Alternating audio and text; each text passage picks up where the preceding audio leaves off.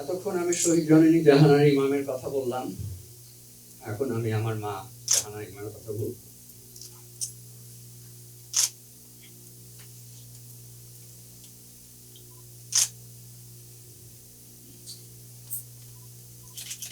আমি আর ভাইয়া মানুষ হয়েছি স্নেহ আর মায়ার পরিবেশে। জীবন শিক্ষা পেয়েছি বিভিন্ন পরিস্থিতি এবং ঘটনার মাধ্যমে। ভাইয়ার আমার মধ্যে মারামারি কাটাকাটি, যেটা স্বাভাবিক দুই ভাইয়ের মধ্যে হয়। দুজনেই দৌড়াতাম আম্মার কাছে নালিশ করতে। আমি বলতাম ভাইয়া এই করলো, আমি কিছু করি নাই। ভাইয়া বলে ও সব শয়তানি করে, আমার কোনো দোষ নাই। স্বভাবতই আমরা দুজনেই নির্দোষ, সুতরাং মারামারি হলো কেন বোঝা মুশকিল। তো আম্মা বলতেন যে ঠিক আছে, তোমরা একটা হাত পকেটে ঢুকাও আর আরেকটা হাত দিয়ে তালি বাজাও, দেখি কে কত জোরে তালি বাজাতে পারে। বুঝলাম জীবন শিক্ষা, একজনে কিছু হয় না, দুইজন লাগে।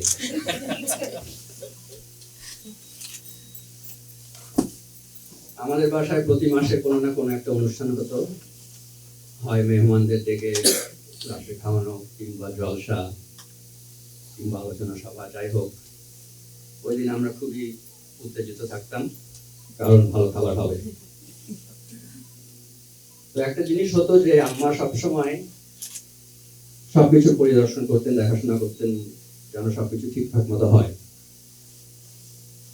এই খাওয়া দাওয়া আরম্ভ হওয়ার পরে উনি সবসময় ঘুরে ফিরে দেখতেন যে সবকিছু ঠিক আছে কিনা, কোনো কিছু কম পড়বে কিনা।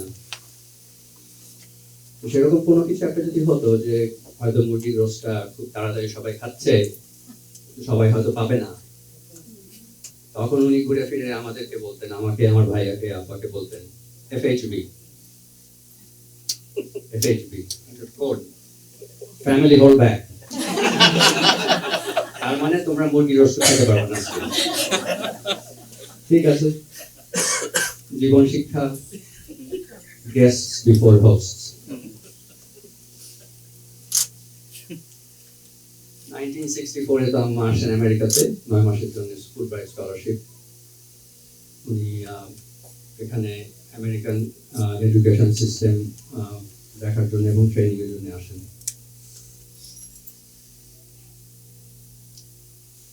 9 মাস পরে ফিরে আসলেন, এসে বাড়িতে একটা নতুন প্রথা আরম্ভ হলো, ওয়েস্ট বাস্কেট। ওয়েস্ট বাস্কেট কেন? বসে আছি, কাজ করতেছি, কাগজ লাগবে না, ফেলে দিলাম। বলে ওটা আর হবে না, বাসা ওটা নিষেধ। এখন থেকে কোনো কিছু ময়লা সব এই ওয়েস্ট বাস্কেটে পড়বে। ঠিক আছে, মারও খাইছি তো কয়েকবার কথা না শোনার জন্য। তারপরে হঠাৎ দেখি কাঠের মিস্ত্রিকে ডাকা হয়েছে।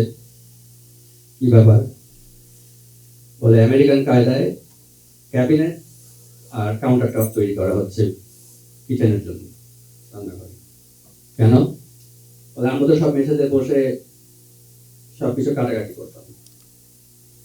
বলে দাঁড়িয়ে থেকে কাউন্টারের উপরে কাটাকাটি করা শরীরের জন্য অনেক ভালো, বারে বারে উঠতে হবে না, বসতে হবে না। জীবন শিক্ষা, যেটা মানুষের জন্য উপকার হয় সেটা করার চেষ্টা করো।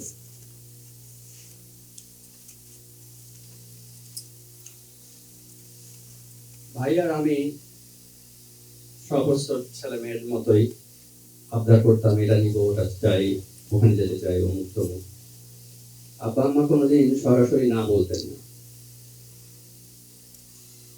বলতেন যে তোমরা যেটা চাচ্ছ, কেন চাচ্ছ, যেতে চাচ্ছ, কোথায় যাবে, কেন যাবে, কি আছে ওখানে, সবকিছু আমাদেরকে তখন যুক্তি দিয়ে তাদেরকে কনভিন্স করানো হতো যেটা তোমাদের পারমিশন দেওয়া উচিত।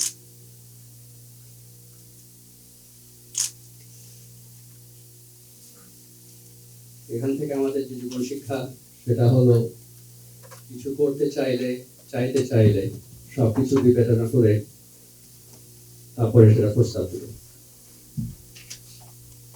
সেই জন্যই 1971-এ ভাইয়া আব্বা আম্মাকে কনভিন্স করেছিল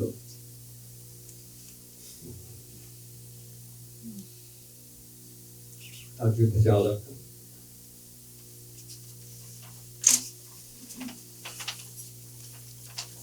এখানে অনেকেই বলেছেন যে আমার মা সব মুক্তিযোদ্ধার মা, এবং রিটন ভাই কথা বলেছিলেন যে হয়তো আমার কাছ থেকে কিছু স্নেহ নিয়ে চলে গেছিল। সেটা কিন্তু ঠিক নয়, সেটা আমি কোনোদিন ফিল করিনি। এবং 71-এর ডিসেম্বর মাস থেকে যখন ভাইয়ার সব বন্ধুরা প্রত্যেকদিন বাসায় আসতেন, সেটাতে কি অদ্ভুত একটা সময় ছিল সেটা আমি ভাষায় বোঝাতে পারবো না। আমি শুধু বলবো যে যতজন আমার মাকে মা বলে ডেকেছেন তারা সবাই আমার ভাই বোন।